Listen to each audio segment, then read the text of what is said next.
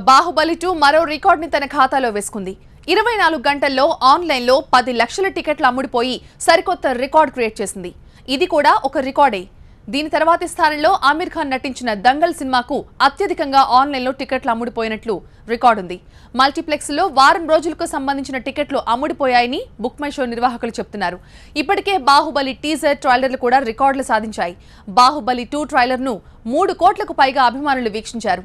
ఇప్పుడు టికెట్ల విక్రయాల్లోనూ రికార్డుల పరంపర కొనసాగుతోంది.